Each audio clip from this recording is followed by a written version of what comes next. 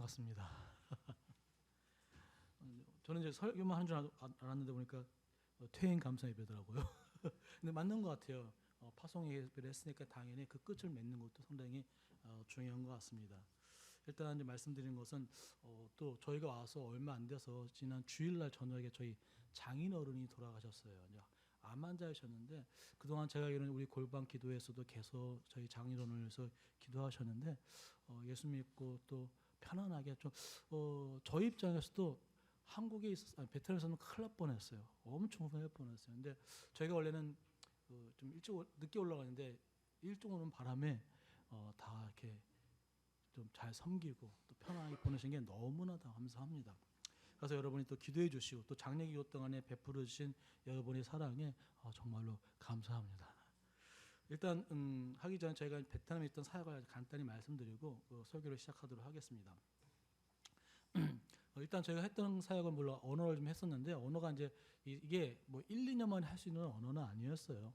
또 나이도 있었고 그래서 계속 했던 거였고요. 근데 처음 했던 게 한국 음식을 만들어서 이제 청년들에게 좀 갖다 줬어요. 제가 이제 오토바이 타고 주로 배달을 다녔습니다. 그런데 이제 뭐 한국 음식이 어땠는데 거기서는 한국 음식 가격이 좀 비싸요. 비싸고 또 이 또 정성이 우리 사모님이 정성이 있다니까 또 맛이 있어요. 그래서 또 그 당시 코로나 시절이기 때문에 참 힘들었던 시절이었거든요. 그래서 그런 식으로 이제 사랑을 전달하고 또 위로했던 사역을 했었고 또 두 번째는 하늘숲교회 한인교회 하늘숲교회에서 저는 이제 청년부를 또 이제 저희 사모님은 주일학교를 감당했는데 하면서 참 사랑도 많이 베풀고 또 많이 받았습니다. 또 좀 작년부터 같이 사역하면서 은혜를 받았습니다. 또 이제 그거 하면서 저희 사모님이 우리 여러분 전도사님이 더 편하죠. 저희 사모님이 이 찾아가는 주일학교 했었어요. 그게 뭐면요, 한배 아이들 주로 이제 남편이 베트남 사람이고 여자가 이제 아니야 거꾸로입니다. 남편이 한국 사람이고 여자가 이제 베트남 사람들 자녀가 있는데 대부분 학교를 한인 학교를 가요. 하노이에 있는 한인 학교. 한인 학교 치고 아마 전 세계적으로 거의 탑 5에 드는 크기의 규모 학교예요. 꽤 커요. 그런데 그래서 초등학교부터 고등학교까지 다 있거든요. 근데 거기에 들어가면 한글을 해야 돼요. 근데 아이들이 자연스럽게 그 한글을 잘 못하게 돼요. 왜냐면 아빠는 주로 이제 지방에 갔거나 주말 부부하나 밤늦게 오기 때문에 엄마 밑에 배우다 보니까 한글을 못하니까 한글을 배우는 게 그 한배 가족의 머리엔 되게 스트레스예요. 그래서 이제 그 아파트 지역에 가서 한글을 가르치는 거예요. 근데 먼저 뭐 하면 예배를 드리고 나서. 근데 예배 드리는 거 신경 안 써요. 일단 한글이 중요하니까. 그래서 그러면 어마어마하게 해요. 저희 그 스마트 시티인가 거기는 너무 많이 모아서 다 잘랐어요. 너무 많아가지고 갑자기 너무 가서 이제 말씀을 드리고 또 흩어지고 찬양하고 말씀드리고 이제 한글을 배우는 신가를 이제 토요일마다 했거든요. 그걸 저희 사모님을 거의 1년 동안 했습니다. 그리고 또 그거 끝나고는 저희들이 이제 그런 한배 아이들을 집에서 한글 교실을 했어요. 저 사모님이. 그러니까 처음에 한 명 데리고 하다가 이제 저희가 많이나 원하지 않았거든요. 이제 6명까지 한 6명도 마시면 많아요. 6명도. 그러면서 어때면 거의 매일마다 모이면 찬양과 기도를 해요. 그리고 어떻게 합니까? 공부를 하고 또 금요일마다는 예배를 드려요. 그리고 간식을 저희 사모님 만들어주거든요. 그럼 간식 먹을 때 대표 기도를 시켜요. 애들한테. 잘해요. 대표 기도. 어른보다 다 아이들은 어른들 시키면 안 하지 않습니까? 그 다음 주 교회 안 나오지 않습니까? 근데 아이들 시키면 잘해요. 그래서 그런 식으로 한 아이는 너무 집에 가서 종교 얘기하는 바람에 조금 곤란한 적이 있었는데 그래도 잘했어요. 그거 하고 이제 오면서 그 한 어머니는 저희 한국 간다니까 눈물 흘리시더라고요. 우리 선생님 가시면 우리 아이는 숙제는 누가 감당하냐고. 그분이 그거 잘 못하니까 다 사모님이 해결해 주고 숙제를요. 같이 가르치도록. 그리고 했던 게 이제 한인교회를 좀 짧게 한 1년 정도 했는데 제가 했던 것 중에 가장 기억나는 것은 아침 예배를 드렸어요. 8시 반에 아침 예배를 새벽 예배를 드릴 수 없기 때문에 아침 예배와 저녁 7시 반에 저녁 기도를 했거든요. 이제 저녁 기도에 때 설교를 하지 않고 아침 예배 때 설교를 했는데 그때 오신 분들이 그 더운 날 엄청 그 힘든 더운 날 아침에도 8시 반도 한 30도 33도 됩니다. 그러니까 땀이 엄청나요. 근데 그럼에도 오시고 또 한 번은 비가 오면 저희 그 하노이는 한국처럼 비가 이렇게 내리지 않고 오면 확 오고 안 오면 안 와버려요. 그럼 비가 오면 저희 아파트 입구 자체가 너무 거기 배수가 잘 안 되기 때문에 뭐랄까요 못 나가 버려요. 그러니까 폐쇄가 돼 버려. 나갈 수가 차도 못 다니 걸어 나갈 수가 없어요. 거의 허리까지 차기 때문에 한 번은 그 비가 와서 이제 교회를 못 가는 거예요, 예배당을. 그러니까 연락이 왔어요. 목사님들로 가겠다고. 그래서 그 지사님들이 간식 사고 저희 집 쳐들어왔어요. 그 집에서 예배 드리고. 그러면서 느꼈던 거는 말씀의 능력을 제가 좀 체험했어요. 제 능력이 아니라 말씀의 능력이 사람을 변화시킨다는 걸 체험을 했어요. 그래서 아침 예배 드릴 때는 짧게는 20분, 길게는 1시간 설교를 그날따라 들읍니다. 본문에 따라. 근데 그분들이 처음에 많이 힘들었던 지사님들이 거의 끝날 때는 다 회복됐어요. 그래서 어떤 분이 그러더라고요. 자기는 처음 이해를 못했대. 어떻게 환경이 똑같은데 내가 바뀔 수 있느냐. 근데 거의 끝날 때쯤에 목사님 말씀이 왔더라. 환경은 똑같은데 지금 내 모습이 바뀌었습니다. 그래서 그러면서 느낀 게 주일 예배 갖고는 부족하구나. 새벽 예배도 아니면 여러분이 주중에도 어떻게 하든 말씀을 듣고 변화시키는 그런 시간들이 필요한 것을 다시 한번 느끼게 되었습니다. 그리고 이제 마지막으로 흐몽족 지도자 사역을 신학교회 사역을 했습니다. 그런데 이제 그것들이 코로나 때문에 많은 것들이 좀 어려움이 있었어요. 그럼에도 불구하고 꾸준히 하고 이제 건강 때문에 저희 이제 돌아오게 되었어요. 자, 이제 말씀을 전할게요. 제가 이제 저희 장례식 때 오신 분한테 미리 말씀을 드렸는데 제 설교는 기니까 마음의 모든 걸 포기하고 오라고. 또 저는 오늘 설교가 마지막일 것 같아서 좀 길게 했습니다. 좀 줄였는데 불구하고 좀 길더라고요. 여러분이 약속 있으신 분들은 그냥 편하게 가세요. 저는 신경 안 씁니다. 별로 그렇게 신경 안 써. 말씀대로 가야지 간다가 멈출 수 없지 않습니까? 그러니까 여러분이 생각하시면 될 것 같아요. 그래서 저는 오늘 설교가 마지막이라 마음이 들더라고요. 그래서 하나에 있던 사역들을 정리하면서 또 우리 성도들에게 어떤 말씀을 전해줄 것인가 해서 이 말씀을 좀 전했습니다. 자, 오늘 본문의 배경은요. 북이스라엘의 와하방 시대예요. 이 아하방은요. 북이스라엘 왕 중에서 그냥 가장 악한 왕이었어요. 그렇죠? 가장 악한. 다른 왕은 몰라도 다 아하방은 아실 거예요. 근데 왕은 아합이지만 실제 권력자는 누구였습니까? 왕의 아내였던 이세벨이었죠. 이 이세벨은요. 두로 나라의 공주였습니다. 그래서 이 두로 나라와 이 북이스라엘과의 정략 결혼, 정치적 목적을 가지고 정략 결혼을 가지고 결혼했던 게 바로 이세벨이었어요. 그러니까 즉 이방인이에요. 근데 문제는요. 이세벨이 우상 바알의 전도자예요. 바알의 전도자예요. 그래서 이세벨은요. 북이스라엘에 있는 하나님의 선지자를 다 죽여버려요.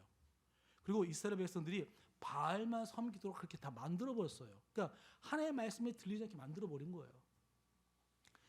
이렇게 온 이스라엘의 이 우상을 숭배하자 하나님은 엘리야 선지자를 통해서 이제 가뭄을 선포합니다. 가뭄을. 그래서 3년 동안 그 물 한 방울 그 이슬도 내리지 않았어요. 여러분 3년 동안 물 한 방울 내리지 않으면 어떻게 될까요?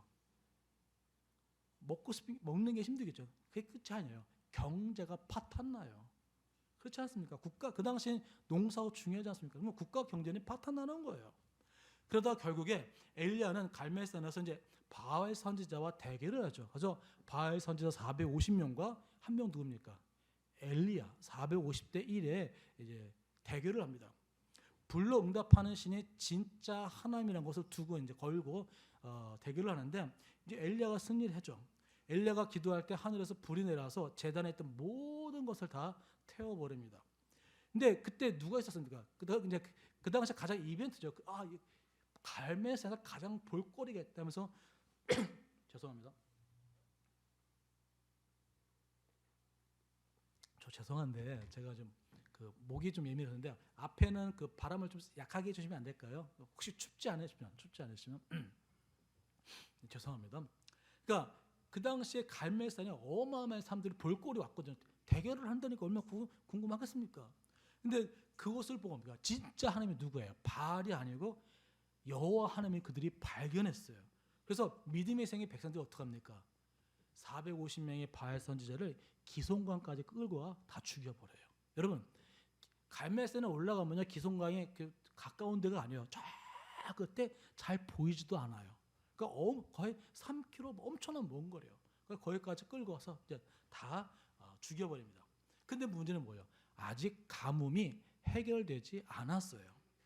그래서 엘리야는 갈멜산 꼭대기에 올라가서 무릎을 꿇고 머리를 무릎 사이에 파묻히고 간절히 기도합니다. 그러자 구름이 생기기 시작하더니 이제 큰 소낙비가 내리게 됩니다. 그래서 가뭄을 해결할 수 있게 된 거예요. 이렇게 대단했던 엘리야가 오늘 본문에는요 전혀 다른 모습을 보이게 됩니다. 분명히 승리자는 누구였습니까? 엘리야였어요. 엘리야. 근데 오늘 본문은 뭐예요? 18장 대비 19절 뭐예요? 패배자로 나타나게 돼요. 하루가 지나가기도 전에 엘리야는 겁쟁이로 변해버린 거예요. 왜 그렇습니까? 왕비 이세벨의 협박 때문에 이제 그런 것 같습니다. 이걸 하면 되겠죠. 예. 자, 우리 19장 2절 말씀을 읽어볼까요? 같이 읽겠습니다. 시작. 이세벨이 사신을 엘리야에게 보내어 이르되 내가 내일 이맘때에는 반드시 내 생명을 저 사람들 중에 한 사람의 생명과 같게 하리라. 신들이 내게 벌 위에 벌을 내림이 마땅하니라 한지라. 아멘. 근데 뭐 이런 것도 있지만 가장 큰 원인은 제가 보기에 엘리야가 지쳐 있었기 때문인 게 많은 것 같아요. 많은 것 같아요. 물론 여기 보면 이세벨이 뭐라 합니까? 그 사람 중에 저 사람 중에 한 사람, 저 사람이 누구죠? 죽은 바알 선지자예요. 그러니까 내가 너를 죽이겠다는 거예요. 그러니까 이 말을 듣고 엘리야는 어떻습니까? 혼비백산에서 도망을 가죠. 그러니까 이세벨을 두려웠던 원인은 여러 가지 있겠지만 그 중에 가장 큰 원인은 제가 보기에 엘리야가 지쳐 있었기 때문입니다. 가뭄 이후 3년 동안 엘리야는 어떻게 했습니까? 도망 다녔어요. 그렇죠? 왜냐하면 잡히면 죽으니까 도망 다녔어요. 그리고 갈멜산에서 엄청난 일을 해냈습니다. 그러나 한편으로는요 누적과 피곤과 무기력으로 지쳐 있었습니다. 그러니까 더 이상의 싸울 여력이 힘이 남아있지 않은 상태였어요. 더군다나 상대는 누구예요? 만만치 않은 이세벨이에요. 권력을 가진 거예요. 가진 사람이에요. 그러자 엘리야는 바로 이제 꼬리를 확 내려버리는 거예요. 이세벨의 협박에 엘리야는 어떻게 됩니까? 자기 연민, 자기 처지를 이제 불쌍하게 생각하는 거예요. 이 자기 연민의 뜻은요, 자기와 연민의 이제 합성어로 보시면 되거든요. 자기를 연민, 불쌍히 여긴 거예요. 불쌍히 여긴 거예요. 그래서 결국 엘리야는 이 도망을 갑니다. 왜 도망갑니까? 3절에 보면 뭐라 말하면요, 자신의 생명을 위해 도망쳤다고 성경은 말하고 있습니다. 그러니까 하나님은 뭐고 다 필요 없는 거예요. 그러니까 내 목숨이 중요한 거예요. 그러니까 살기 위해 도망친 거예요. 그러니까 이세벨의 영향력에서 벗어나기 위해서 북이스라엘, 그러니까 그 당시에는 남유다와 북이스라엘로 나눠져 있었죠. 북이스라엘에서 땅에서 이제 도망을 칩니다. 그리고 남쪽 나라인 유다 나라에 브엘세바로 도망을 쳐요. 이 브엘세바는 남유다의 가장 아래쪽 지역에 있는 도시였어요. 그래서 여러분 사무엘상 3절 보면 이스라엘을 어떻게 표현합니까? 단에서부터 브엘세바라는 표현이 됐죠. 단이 북쪽의 끝 도시가 단이었고 남쪽의 끝 도시가 브엘세바거든요. 그러니까 브엘세바로 도망간 거예요. 그러니까 지도로 보면 이렇게 됩니다. 좀 잘 보이시나 모르겠는데 지도로 보면요. 갈멜산 성경은 오늘 보면 나오지 않지만 18장 마지막 절에 갈멜산에서 이스라엘로 가요. 그리고 이스라엘로 다시 이 브엘세바로 도망갑니다. 그 거리가 얼추 약 200km 정도 돼요. 감이 안 오죠. 서울에서 대전까지 직선 거리가 150km예요. 그럼 감이 오죠. 그러니까 서울부터 그러면 거의 한 김천까지 될 것 같아요. 제 느낌은요. 김천이나 뭐 영동, 옥천 거기까지 막 도망간 거예요. 결국 엘리야는 도망갑니다. 엘리야는 유다 나라인 브엘세바보다 어때요? 안전하다고 생각하지 못했습니다. 왜 그럴까요? 당시에 이 아합 왕과 유다 왕이 되게 친했어요. 그러면 아합 왕이 맘만 먹으면 뭐예요? 유다 왕을 시켜서 나를 잡아서 데려갈 수 있었거든요. 그러니까 어떻게 합니까? 브엘세바에 세안을 두고 이세벨이 쫓아오지 못하게 하기 위해서 아예 어디로 옵니다? 광야로 도망가 버려요. 사막으로 도망가 버려요. 그리고 광야로 들어가 로뎀나무 아래에 누워버립니다. 그 광야가 정확히 어딘지는 모르겠어요. 이게 시나의 광야인지 아니면 유다 광야인지 정확히 알면 씬 광야인지 알 수는 없어요. 그래 하여튼 이 광야로 들어가 로뎀나무 아래에 누워버려요. 그리고 하나님에게 자신의 생명을 거두어 달라고 요청합니다. 이게 무슨 말이에요? 나를 뭐예요? 죽여달라는 거예요. 나 살기 싫다는 거예요. 나 죽여주세요 하나님. 그런 거예요. 그러니까 엘리야는 깊은 우울증에 빠져 있는 것 같아요. 제가 보기에는. 깊은 우울증에 빠져 있는 것 같아요. 이것을 잘 보여주는 것이 로뎀나무예요. 여러분 우리 로뎀나무 카페 많죠? 맞죠? 그러니까 엘리야가 로뎀나무에 쉬었다고 해서 이 사람들은 로뎀나무가 쉬기에 아주 적당한 나무라고 생각하기를 많이 합니다. 그래서 카페를 그렇게 짓는 것 같아요. 근데 천만의 말씀이에요. 천만의 말씀. 로뎀나무는요. 로뎀나무 아래는 쉬기에 좋은 장소가 아니에요. 제가 사진을 이거 제가 성지순례 갔을 때 찍은 사진이에요. 그 로뎀나무 첫 번째로 높지가 않아요. 다 자라봐야 한 1.5m? 그러면 제 키보다 조금 작게 있죠. 1.5m예요. 그리고 또 뭐예요? 이 잎이 보세요. 넓어요, 얇아요? 얇아요. 그러면 그 밑에 그늘이 생기나요? 생기지가 않아요. 그러니까 높이도 작고 잎도 얇기 때문에 지금도 보이시죠? 사람 누울 만한 공간이 얼 수가 없어요. 그러니까 로뎀나무 아래는 결코 그렇게 쉴 만한 공간이에요. 저 뒤에 보이는 나무는 시딘나무, 조각나무거든요. 오히려 저기 나올 수도 있을 것 같아요. 제가 보기엔요. 그래서 이 로뎀나무는 이렇게 그렇게 보시면 안 되고 이걸 볼 때 로뎀나무는요. 오히려 엘리야의 마음을 표현해주는 상징성을 가지고 있는 거예요. 상징성. 어떤 마음이 엘리야의 황량하고 메마른 마음. 그 생각해보세요. 사막에 쉼터가 아닌 전혀 쉴 곳이 안 되는 로뎀나무에 누워있는 엘리야를 생각해보세요. 그것은 바로 엘리야의 마음을 잘 표현하는 거예요. 그래서 쓰러져 죽기를 원하는 엘리야에게 천사가 음식을 가지고 와서 이제 다가옵니다. 그리고 자고 있는 엘리야를 깨워서 구운 떡과 물을 마시게 합니다. 먹고 난 엘리야는 또다시 여전히 포기한 채 누워 잡니다. 이러길 어떻습니까? 성경을 2번 정도 반복이 나오죠. 아마 2-3번 반복했던 것 같아요. 그렇게 먹은 후 정신이 돌아오자 엘리야는 어떻게 합니까? 다시 남쪽으로 도망가요. 왜? 이세벨이 피하기 위해서. 결국 엘리야는 호렙산에 도착합니다. 이 호렙산은요, 여러분 출애굽기에 나오는 19장인가 20장에 나오는 과거에 이스라엘 백성이 출애굽한 후에 율법을 받았던 것이 어딥니까? 시내산이죠. 이 시내산과 호렙산이 동일해요. 아마 그 당시에는 이 시내산을 호렙산이라고 불렀던 것 같아요. 제가 보기엔. 그래서 이스라엘 백성이 율법을 받은 그 시내산에 가서 도망갑니다. 그것이 브엘사바에서 호렙산까지 거리가 약 400km예요. 직선거리만. 그러면 엘리야는 바알 선지자를 죽였던 갈멜산에서 호렙산까지 몇 킬로미터를 도망온 겁니까? 600km죠. 감이 잘 안 오죠. 서울에서 제주도까지 직선거리로 450km예요. 그럼 감이 오죠. 그러니까 훨씬 넘은 거예요. 제주도 훨씬 어때요? 뭘 탔는지 모르겠지만 도망간 거예요. 열심히 40일 동안 도망간 거예요. 40일 동안 엄청 도망간 거예요. 그러니까 이 모습을 볼 때 엘리야가 얼마나 이세벨을 두려워하고 무서워했는지를 알 수가 있습니다. 또 얼마나 자기 연민에 빠져 있는지를 우리는 알 수가 있습니다. 자, 그러면 엘리야처럼 이렇게 자기 연민에 빠진 사람은요, 몇 가지 특징이 있습니다. 그래서 이 특징과 하나의 특징과 하나님 이런 자기 연민에 빠진 엘리야를 어떻게 다루신지를 보고 오늘 말씀을 맺도록 할게요.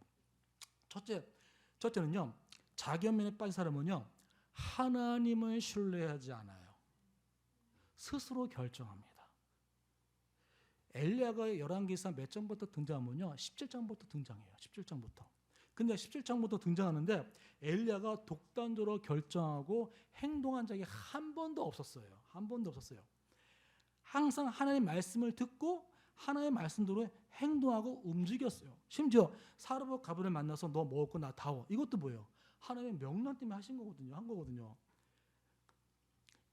하지만 오늘 보면 1절부터 8절에는요. 하나님이 등장하지 않아요. 하나님이 나오지 않아요. 하나님의 지시에 따라 움직이지 않습니다. 오로지 어떻게 합니까? 오로지 엘리야가 혼자 생각하고 혼자 판단하고 혼자 행동합니다. 그러니까 자기 뜻대로 한다는 거예요. 그래서 하나님은 오늘 9절에 뭐라고 합니까? 엘리야에게 네가 어찌 여기 있느냐 묻지 않습니까? 하나님은 엘리야에게 호랍산으로 가라앉고 말씀하신 적이 없거든요. 그러니까 네가 어찌 여기 있냐고요. 우리도 마찬가지입니다. 자기 연민에 빠지면요, 하나님이고 뭐고 없어요. 그렇지 않습니까? 이 성을 읽고 내 마음대로 결정해야 합니다. 그리고 내 마음대로 행동해 버려요. 하나님이 다 필요 없어요. 이 성을 읽고 내 마음대로 결정해요. 첫 번째 특징이 하나님을 신뢰하지 않고 내 마음대로 결정하고, 두 번째는요, 자기 연민에 빠진 사람은요, 이 특징은 판단력이 흐려져요. 판단력이. 주위 상황을 올바르게 읽어내지 못합니다. 그리고 왜곡된 눈으로 상황을 잘못 해석하게 됩니다. 결국 어떻게 됩니까? 잘못 해석하면 어떻게 돼요? 잘못 판단할 수밖에 없지 않습니까? 예를 들어 이세벨이 정말 엘리야를 죽이려고 했을까요? 이런 번 생각해 보세요. 엘리야를 죽이려고 했을까요? 이세벨이 정말 엘리야를 죽이려고 했다면 사신을 보내 굳이 경고를 할 필요가 있겠습니까? 그렇지 않습니까? 그냥 군사를 보내 바로 죽이면 되지 않습니까? 그렇지 않습니까? 하지만 굳이 사신을 보내 죽인다고 경고를 했어요. 사실 이세벨은요, 엘리야를 죽일 수 있는 상황이 아니었어요. 갈멜사의 사건으로 백성들이 엘리야에게 우호적 상태, 무슨 말이냐면요, 그 당시 이스라엘 백성이 누굴 죽였어요? 바알 선지 450명을 죽였지 않습니까? 그 450명이 어떤 사람입니까? 아침 저녁으로 아합 왕과 이스라엘과 같이 밥을 먹었던 사람이에요. 그러니까 아합, 이세벨이 가장 총애했던 사람들이에요. 근데 그 사람들을 죽였다는 게 뭐예요? 이건 혁명이에요, 혁명. 혁명이 혁명. 그러니까 잘못하면 이세벨도 죽을 수 있는 상황이에요. 그렇지 않습니까? 그러니까 이 상황에서 엘리야를 죽인다면 종교적뿐만 아니라 정치적으로도 볼 때 이세벨에게 되게 악수를 두는 거거든요. 그래서 이세벨이 진정 원했던 것은 백성들에게 영향을 주지 않게 하기 위해서 엘리야가 북이스라엘에서 떠나기를 원했던 거예요. 떠나기를 원했던 거예요. 근데 엘리야는 이런 상황을 읽어내지 못했어요. 왜냐? 자기 연민에 빠졌기 때문에 그 판단을 잃어버린 거예요. 그래서 이세벨을 죽인다는 그 말 한마디에 혼비백산해서 도망갔습니다. 우리도 마찬가지예요. 우리도 자기 연민에 빠지면요, 자신과 상황을 잘못 해석하게 됩니다. 그리고 객관적으로 해석하지 못하기 때문에 어떡합니까?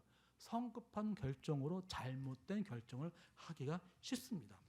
셋째로는요, 자기 연민에 빠진 사람의 특징은요, 자신에게 유일하게 과장을 해요. 과장을 해요. 우리 같이 5절 한번 읽어보겠습니다. 10절 읽어보겠습니다. 시작. 그가 대답하되 내가 만군의 하나님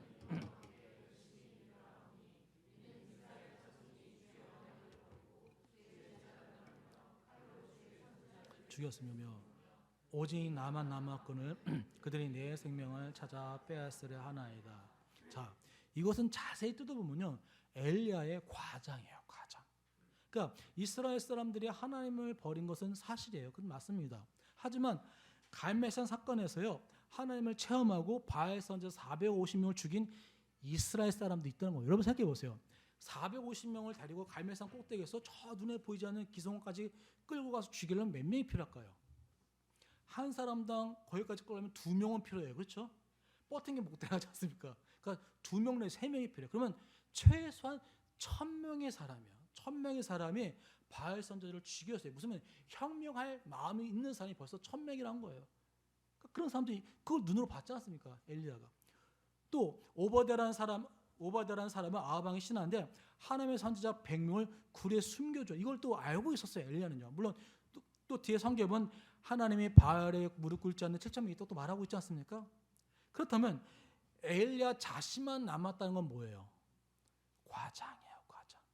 눈으로 분명히 그 1000여 명의 사람들이 혁명을 마음으로 죽인 바알 선지 죽인 사람을 눈으로 보지 않았습니까? 또 엘리야를 죽이려고 하는 사람은요, 이세벨 한 명뿐이었어요. 그러나 엘리야는 마치 모든 이스라엘 백성들이 나를 죽이려고 한다고 과장하고 있습니다. 그러니까 엘리야의 눈은 이렇게 왜곡되어 있는 거예요. 이렇게 자기 연민에 빠진 사람의 눈은요, 왜곡되어 작은 일도 큰 일처럼 과장하게 되어 있어요. 그래서 자신이 당한 일이 아무도 경험하지 않는 세상에서 가장 큰 고통스러운 일이라고 생각에 빠져들어요. 그리고 왜 나만 고통스럽고 왜 나만 어렵냐고 생각해요. 주위는 다 잘 되는데 왜 우리 아이만, 왜 우리 남편만, 왜 나만, 왜 이런 일을 당하냐고 우리는 생각을 많이 한다는 거예요. 넷째는 자기 연민에 빠진 사람은요, 불평하게 돼요. 자, 그러면 엘리야가 설사 혼자였다고 칩시다. 뭐 그렇다고 봐요. 자, 그러면 엘리야가 언제 혼자가 되었습니까? 갑자기 혼자가 되었습니까? 아니요. 엘리야는요, 열왕기상 17장부터 처음 등장한부터 지금까지 쭉 혼자였어요, 여러분. 성경 잘 읽어보세요. 혼자였어요. 원래 혼자였어요, 엘리야는. 그는 쭉 혼자였어요. 그렇다고 그는요, 불평한 적이 없어요. 불만한 적이 없어요. 하지만 자기 연민에 빠지자 갑자기 혼자라는 사실을 불평하게 돼요. 불평하게 돼요. 그렇습니다.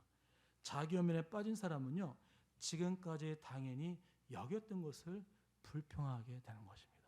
지금까지 아무 일 없었어요. 지금까지 나 혼자 교회에 봉사하고 하나님 헌신하고 그런 것들 불. 근데 자기 연민에 빠지면 이거를 왜 나만 해야 돼? 교인들이 이렇게 많은데 왜 나 혼자 이 고생해야 돼? 쟤들 맨날 놀고 있네. 식당 시에 나만 보고 제대로 먹기만 하네. 항상 그리고도 어느 순간 그게 뭐예요? 불평을 보이는 거예요.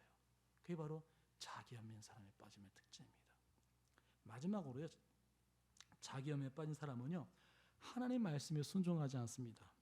죽어도 자기 고집을 부립니다. 호렙산으로 가는 엘리야는 동굴에 숨어 있었죠. 근데 11절에 보면 하나님이 이렇게 말씀하시죠. 너는 나와서 동굴을 나와서 여호와 앞에 산에서 서라고 말씀하십니다. 그때 엘리야는요, 이 명령을 따르지 않아요. 한번 본문을 다시 한번 보시면 분명히 나와요. 이 명령을 따르지 않아요. 그러자 하나님은 세미한 소리, 그때 이제 그러고 나서 이제 하나님은 불도 보이시고 천둥 번개 막 보이지 않습니까? 그러고 나서 세미한 소리를 듣고 나서야 그제서야 엘리야는 동굴에서 나와요. 간도 부었죠. 하나님 나오래 나오지도 않겠죠? 참 특이하죠.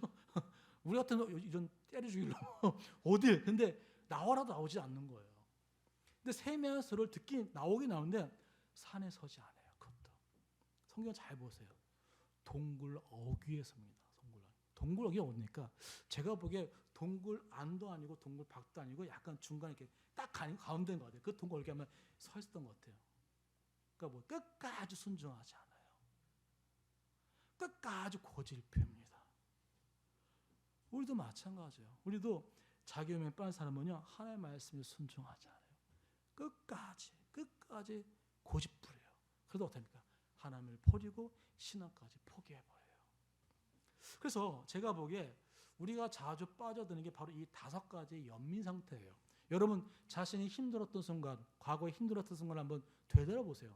우울했던 순간, 슬펐던 순간, 신앙이 떨어진 순간 다 되돌아보세요. 그러면요, 이 5가지 중에 몇 가지는 겹칠 거예요. 그렇지 않습니까? 여러분들 다 신앙이 좋으신가 보다. 그러나 저는 많이 겹치더라고요. 많이 겹쳐요. 자, 그렇다면 그래서 이 5가지가 자기 연민에 빠진 사람의 특징이고요. 그렇다면 이 자기 연민에 빠진 사람, 이 엘리야를 하나님께서 어떻게 다루시니라 한번 생각해 볼게요. 이 하나님의 엘리야를 다루시는 거 보면요, 정말 은혜가 돼요. 첫째, 하나님은 곧바로 엘리야를 책망하지 않아요. 엘리야를 책망하죠.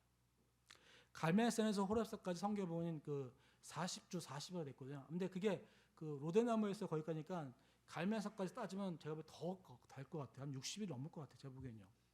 그러니까 긴 여정이에요. 긴 여정. 근데 그 긴 여정에 엘리야가 갈멜산에서 호렙산을 가는 그 동안 하나님은 한 번도 엘리야를 책망하지 않아요.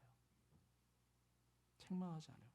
여러분, 엘리야가 열왕기상 10장, 17장부터 등장한 후에 하나님은 항상 엘리야에게 직접 말씀하셨어요. 하나님이 엘리야에게 말씀하시던 표현이 자주 나와요. 직접 말씀하셨어요. 근데 이번에 신기하게 나타나지도 않으시고 직접 말씀하지도 않았어요. 어떻게 합니까? 천사를 보내요.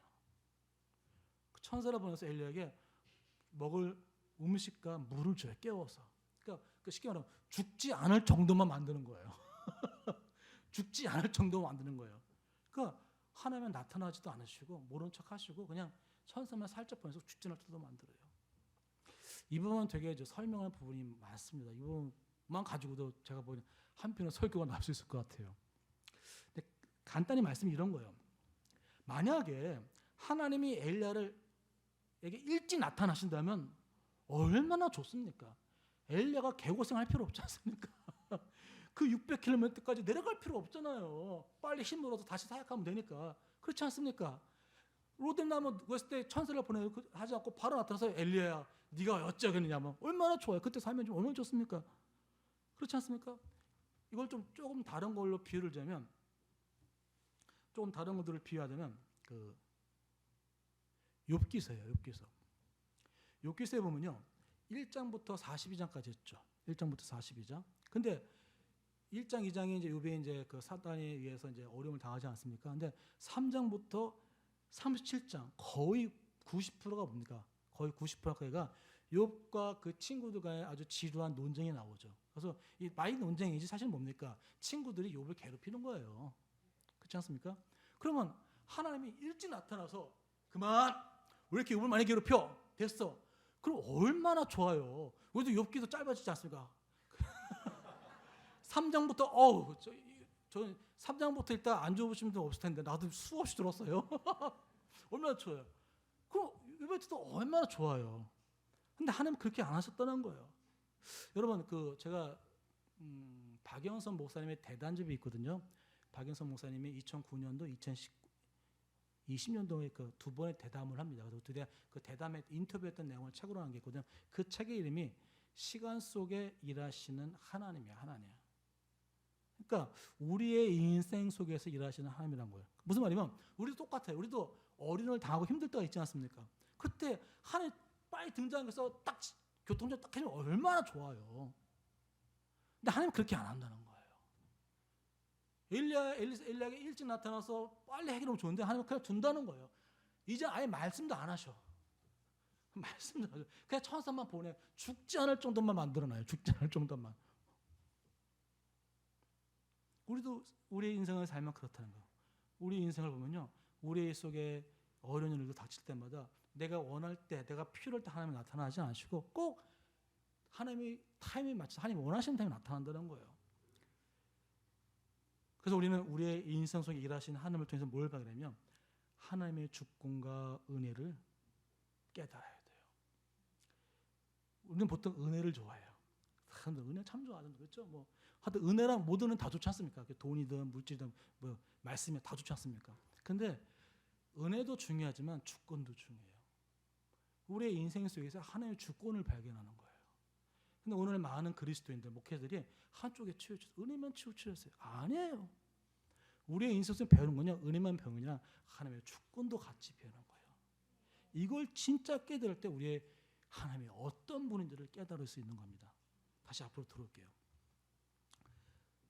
천사가 엘리야를 깨울 때 어루만주매라고 표현이 나오죠. 이제 두 번이 나오죠. 옛날에 제 기억으로는 우리 한 목사님께서 그 수요 강론 때 이걸 표현할 때 안마하다, 그 히브리어를 번역하면 안마하다라고 말씀하셨어요. 그러니까 그냥 어루만중이 아니라 그냥 아이고 피곤하지 엘리야야, 아이고 이러면 안 돼. 그냥 어깨 쭉 주면서 40일 걸어서 얼마나 힘들었습니까? 옛날에 우리 지혜자매 없죠. 지혜자매 옛날에 그 산토리니 순례길 했을 때 마지막 날 울었다 하더라고. 너무 힘들어가지고 그 다리 안마해 주신 것 같아요.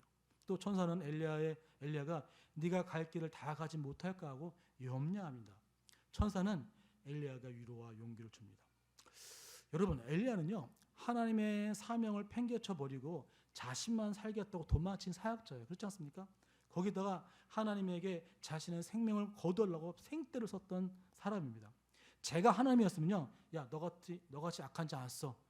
너 아웃이야. 그래 너 광야에서 죽어버려. 저 같았으면 그랬을 거예요.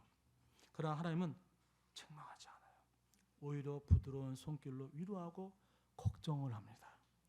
곧바로 책망하지 않으신 하늘을 보며 제일 먼저 생각한 것이 바로 저였어요.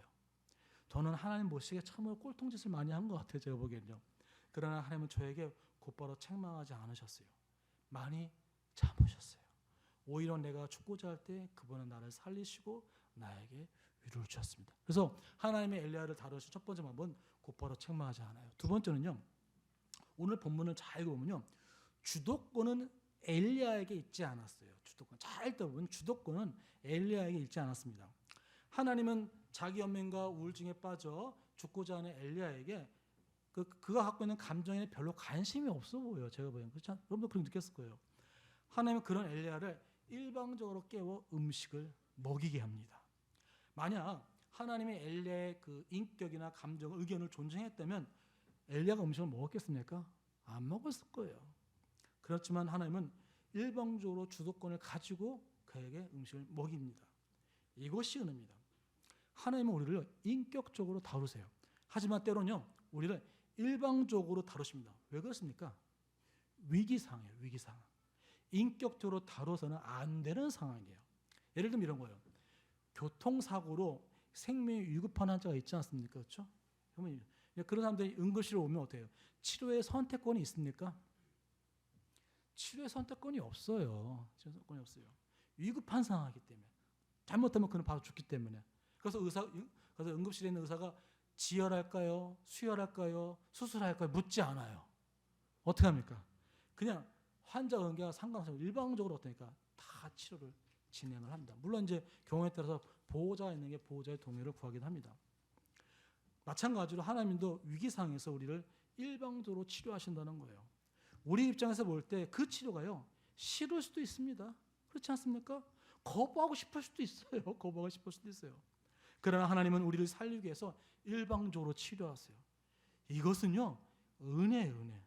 이것은 하나님의 주권적인 구원의 손길이에요. 우리 생각에는요, 하나님의 횡포라고 생각할 수 있어요. 그러나 횡포가 아니에요. 우리를 살리시는 하나님의 은혜예요. 제가 예를 생각하다가, 여러분 혹시 TV 동물농장 보세요? 이게 주일날 오전에 하죠. 그러니까 보시는 분들 별로 없을 거예요. 저도 이제 재방송으로 본 적이 있는데, 그 TV 동물농장 보면 어떤 케이스가 많이 나면 이제 그 개가 유기견이 막 돌아다니죠. 몇 년을 보고 털도 막 이렇게 있고 막 그다음에 뭐 더럽고 근데 또 새끼까지 나온 새끼도 먹이고 막 그럼 어떻게 해요? 뭐 사람들 근데 애가 거의만 막 도망다니잖아요. 그럼 어떡합니까? 구조를 하죠. 거기서 어떻게 해요? 철조망을 딱 해서 유인을 해서 이제 구조를 하지 않습니까? 자, 그러면 그 위기관에 그걸 잘 아이고 감사합니다 하고서 들어갑니까? 아니요. 되게 무서워해요. 공포에 빠져들어요. 그 개는 두려워요. 왜? 저 사람들이 나를 어떻게 할지 모르기 때문에. 그런데 그 사람들이 이 위기관을 구조시키는 게 뭡니까? 그 개를 살리게 한 거예요. 살리게 한 거예요. 마찬가지예요. 하나님이 우리를 살리기 위해서 하는 건데 우리는 그것을 두려워하고 공포로 빠지고 무서워한다는 거예요. 오늘 이 모습은요, 그 모습이란 거예요. 하나님의 주권적으로 우리에게 역사하시는 그것은요, 우리를 살리는 거예요. 우리를 죽이는 게 아니에요. 그 개를 어떤 거예요? 다 데리고 와서 뭐 병도 있나 다 하고, 그 다음에 또 좋은 그 보호자를 만나기 위해서 좋은 집에 가서 그렇게 만들잖아요. 그때 위기의 감정이 바로 우리가 느끼는 감정이잖아요. 세 번째로요, 하나님은 엘리야에게 해야 할 일은요, 사명을 주세요. 그러니까 해야 할 일, 사명을 주십니다. 하나님의 엘리야의 실망이나 상처에 아까 말씀드린 별로 관심이 없어 보입니다. 물론 엘리야의 마음 생태를 하나님은 잘 알고 있었습니다. 그럼에도 시큰둥한 엘리야에게 하나님은 일방적으로 사명을 주십니다. 그래서 뭐라고 합니까? 다메섹으로 가서 하살에 기름을 부어 아람의 왕이 되게 하고, 또 예후를 찾아가서 기름을 부어 북이스라엘의 왕이 되게 하고, 또 엘리사를 찾아가서 기름을 부어 엘리야의 후임 선지자가 되게 하라고 이제 말씀을 하세요. 근데 사실 이 명령은요, 엘리야를 좀 곤란하게 만들었어요. 왜냐면요, 지금 상태로는 엘리야가 절대 할 수 없는 것이었어요. 엘리야는요, 목숨을 지키기 위해서 600km를 남쪽으로 북이스라엘을 도망쳐 남쪽으로 유다로 지나 저 남쪽 도망쳐 왔습니다. 그리고 다른 나라의 동굴에 숨어 들어 앉았어요. 하나님께서 동굴에서 나오라 해도 말을 듣지 않는 사람이에요. 그런 엘리야예요. 근데 엘리야에게 주신 이 세 가지 명령, 이 세 명에게 길을 보는 그 세 가지 명령은요, 이 명령을 따르기 위해서 먼저 어떻게 합니까? 북이스라엘로 들어가야 돼요. 북이스라엘. 예후와 엘리사를 만나려면요, 북이스라엘로 들어가야 돼요. 왜냐하면 예후와 엘리사는 북이스라엘에 살고 있거든요. 그 글로 들어가야 돼요. 또 다메섹으로 가려면요, 이스라엘 땅을 통과해서 올라가야 되고, 또 이스라엘 통과해서 그 북쪽에 있는 아람 나라로 가야 합니다. 이스라엘은 지금 이세벨이 엘리야를 죽이기 위해서 혈안이 되어 있습니다. 동굴에서도 나오지 않는 엘리야가 북이스라엘로 가겠습니까? 한번 생각해 보세요. 가겠습니까? 근데 하나님은 말씀하시고, 그러니까 절대 가지 않을 거예요. 하나님의 엘리야를 살살 달래고 다그쳐도 가지 않을 것입니다. 그럼에도 하나님은요, 이런 엘리야의 심정을 모른 척하며 일방적으로 사명을 주세요. 일방적으로. 그런데 신기하게도 엘리야는 그 땅을 가요. 신기하게도. 오늘 본문 다음이 나온 19절부터 보면요, 엘리야는 엘리사를 찾아가 기름을 부어요. 이건 무슨 말이에요? 다시 이 북이스라엘 땅으로 들어갔다는 거예요. 그러니까 죽을 수도 있는 그 땅으로 주저없이 엘리야는 찾아 들어갑니다. 그렇습니다. 자기 연민에 빠져나올 방법은요, 하나님의 명령을 순종할 때만 그게 가능해요. 물론 하나님의 주신 명령을 이해할 수 없어요. 때론 또 내가 그 명령을 할 수 있는 상태도 아니야. 뭐 육체나 뭐 여러 가지 뭐 상황이나 할 때도 아니에요. 그럼에도 받아들이고 수행할 때 영적 침체에서 벗어날 수 있어요. 여기서 말하는 명령 또는 사명은요, 꼭 목회자들이 말하는 사역만을 의미하지 않습니다. 하나님이 여러분을 통해서 하고자 하는 모든 일들, 그러니까 하나님이 여러분을 통해서 하고자 하는 모든 뜻, 모든 일이에요. 여러분이 지금 속한 가정, 직장, 학교, 이웃, 교회 안에서 이루고자 하는 하나님의 모든 뜻과 일이에요. 그래서 여기서 말하는 이 하나님의 일 또는 뜻이라는 것은 아주 작은 일일 수도 있어요. 작은 일일 수도. 11절에 보면요, 하나님의 동굴을 지나가시는데 그 성경 표현이 어마어마하죠. 바람이 산을 가르고 바위를 부숩니다. 지진도 있었습니다. 불도 있었습니다. 이 모든 것이 엄청난 일이었습니다. 그런데 뭐예요? 그 속에 여호와가 계시지 않았어요. 이런 엄청난 사건 후에 세미한 소리가 있었다고 성경을 말하고 있습니다. 이 부분은 해석이 좀 많이 어려워요. 성경 저자가 도대체 무엇을 말하고 하는지 좀 찾기가 어렵습니다. 그래서 보통 설교자들 이걸 설교할 때 그냥 세미한 음성을 들어야 한다 이렇게 얘기를 하는 경우가 많이 들었는데, 근데 그 총신대 구약학자 김종우 교수님 이걸 어떻게 해석하면요, 이 부분을 변주곡이라고 해석해요. 변주곡. 여러분 변주곡 아시죠? 오케스트라가 이제 막 필하모니 오케스트라 막 할 때마다 뭐 꽝꽝꽝꽝 그러다가 갑자기 조용하면서 조용한 소리로 음악과 소리를 내지 않습니까? 그런 변주곡이라는 거예요. 변주곡. 근데 이 김종우 교수님은 그 변주곡이 구체적으로 무엇인지는 말씀하지 않으세요. 그분의 책에는. 그래서 제가 이걸 묵상하다 느낀 게, 이 부분은 저는 엘리야 사역의 변주곡으로 봐요. 변주곡. 그러니까 엘리야는 지금까지 엄청난 일들을 해왔습니다. 그의 선포로 3년 동안 비가 오지 않았습니다. 그의 기도로 하늘로 불이 내려 다 재물을 태워버렸어요. 또 450명의 선지자들이 이겼습니다. 또 그가 기도할 때 3년 동안 가뭄이 극심한 가뭄을 해결했어요. 비가 와서. 하지만 그것에 비교하면요, 엘리사와 예후와 하사엘에게 기름을 붓는 것은 아주 작은 일이에요. 작은 일. 그가 전에 일으켰던 사역에 비하면요, 아무것도 아니에요. 사람들이 별로 인정하지 않는 일이에요. 그렇지 않습니까? 않는 일이에요. 천둥과 지진과 불에 비하면 정말로 세미한 음성입니다. 그러나 절대 그렇지 않죠. 오늘 본문 뒤에 보면요, 엘리사가 등장하고 예후가 등장하고 하사가 등장합니다. 그러나 이들을 통해서 하나님은 엄청난 해오리 바람을 불게 합니다. 심지어 뭡니까? 엘리사는 엘리야의 갑절의 은혜를 받지 않는 능력을 받지 않습니까? 그러니까 엘리야가 했던 것에 비교하면 아무것도 아니라는 것이죠. 오늘날 우리는요, 너무나 큰 것만, 대단한 것만 기대해요. 작은 것은 무시해요.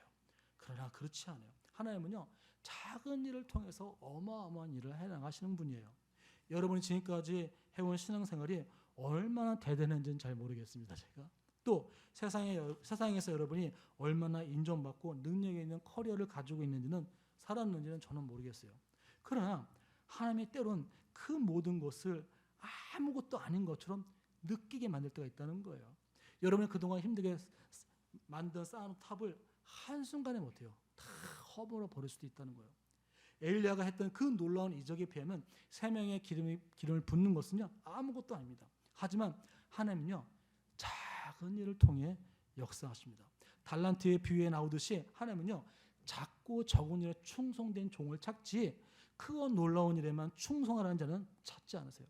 그런데 아쉽게도 우리 특히 한국인들은요, 어려서부터 비교의식과 일등주의 환경 속에 자라났어요. 그렇지 않나요? 저는 그렇게 자랐어요. 또 여러분의 자녀도 그렇게 키우고 있지 않습니까? 이 나라의 분위기가 그래요. 비교의식과 경쟁의식과 일등주의에 살았어요. 그래서 큰 것만 기대하고 작은 것에는 만족하지 않아요. 하지만 꿈을 크게 갖는 것도 중요하지만 작은 것에 관심을 갖고 만족하는 자가 큰 것을 이룰 수 있는 거예요. 큰 것을 이루는 거예요. 성경은요, 작은 일과 큰 일을 둘 다 중요시합니다. 하지만 사람들은 작은 일을 무시합니다. 큰 열매만 매달려 있어요. 제가 사실 베트남에서 크게 깨달은 게 이거예요. 가장 깨달은 게 이거예요. 내가 너무 큰 일, 큰 것만 바라지 않았는가.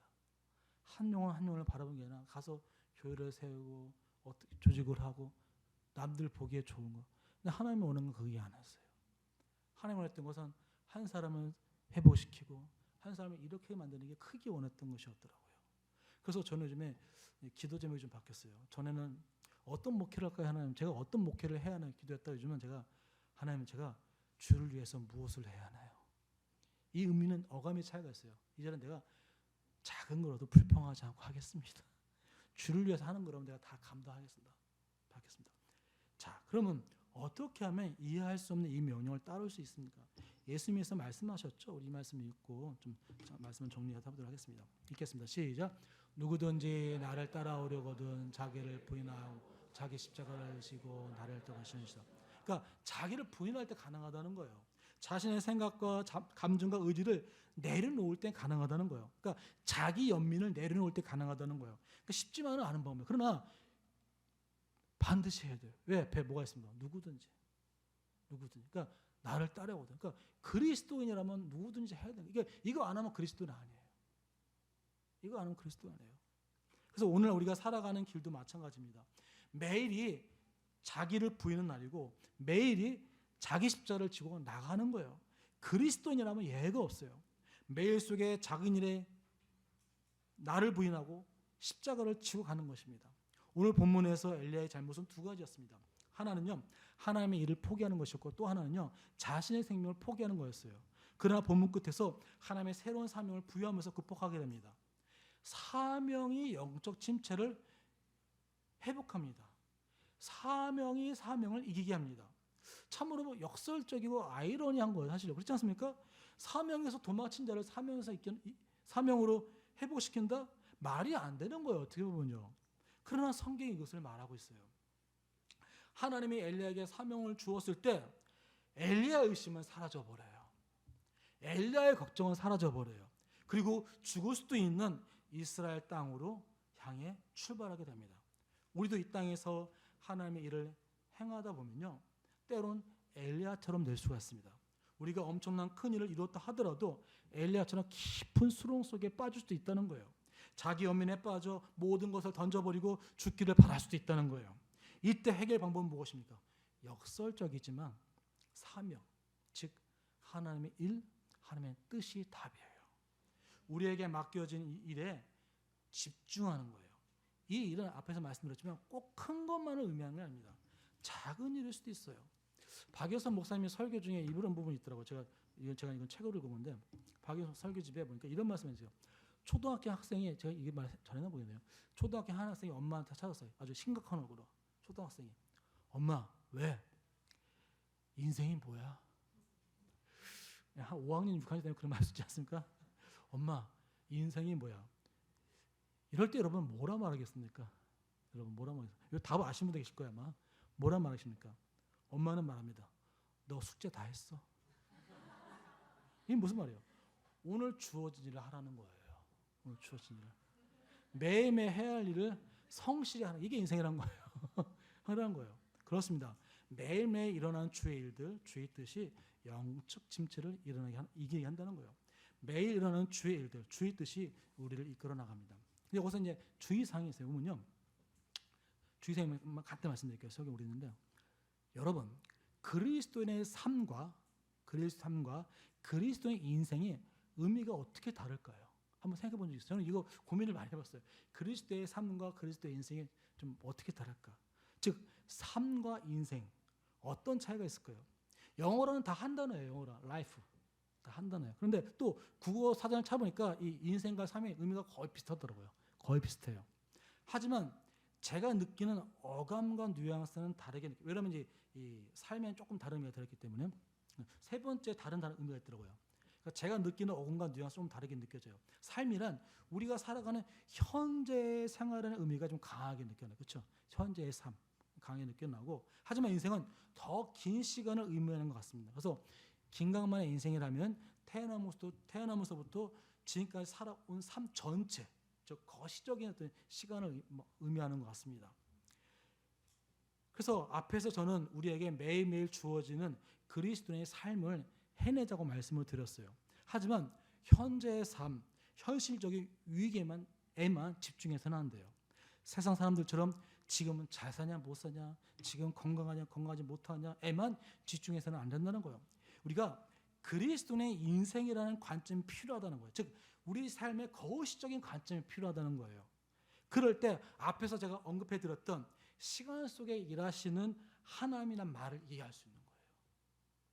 현재만 보면 이해가 안 돼요. 그러나 그리스도의 나의 인생의 삶이라는 통을 볼 때 시간 속에 일하시는 하나님을 느낄 수가 있다는 거예요.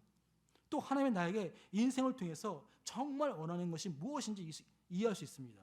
여러분, 우리는 세상을 살아가면서 내가 살아가는 그리스도 인생은 무엇인가라는 것을 처절하게 고민을 해봐야 돼요. 나에게 주어진 인생이 무엇인가? 내가 그리스도인으로서 어떻게 살아갈 것인가? 나에게 인생은 어떤 라이프 삶을 이끌어가야 하는가? 이 질문을 한다는 거예요.